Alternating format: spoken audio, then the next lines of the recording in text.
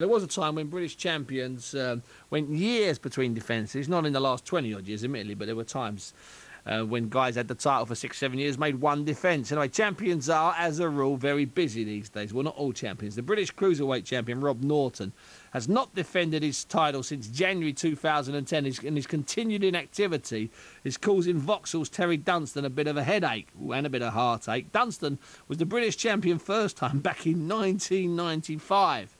Whoa. And he wants to do it again, and you know what, he possibly could. Now, I spoke to Terry a bit earlier because he had to train, and I started by asking him what is going on with Norton.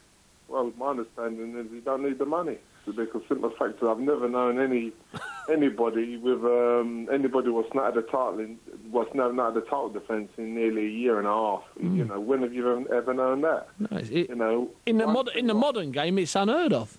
Unheard of, but the prime example is I quote from one word what Robert Smith says, that there's no title fights. There's no title fights for any champion. So directly, you know, there's a good fight between me and Rob Norton. I handle southpaws.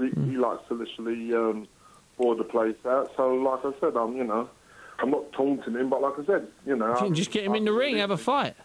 Relinquish, you know, even when I was fighting for the Commonwealth, and I know I could have held them to the European and British, but I literally relinquished the British to fight for the Commonwealth. It's frustrating, Terry, because this is like, you know, it's your second chance, your second time around. You've been finding your feet, you know, in the last 3 or 4 fights. Last time out, good job against David Dolan. I mean, the last thing you need to do is wait another 6 months. The last thing you've got on your side is time, isn't it? Oh, they must think I'm gonna literally, you know, get my old slippers out and retire. Boxing your slippers when you're 50.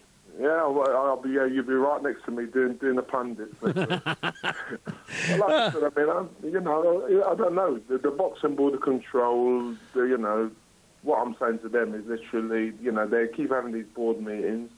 You know, now it's like I honestly say, Robert Smith, please literally sit down and think about what's going on. And get someone. Now, Terry, what about overseas fights? Because about a year or so, you were offered a couple. Are you still getting offers coming in from Germany and from other places for fights? It's like I said, I mean, I went out and sparred in Ireland with the Cuban heavyweight. Yeah, Perez. Yeah. And how was that? I found it like a European breakfast. Wow. Boring.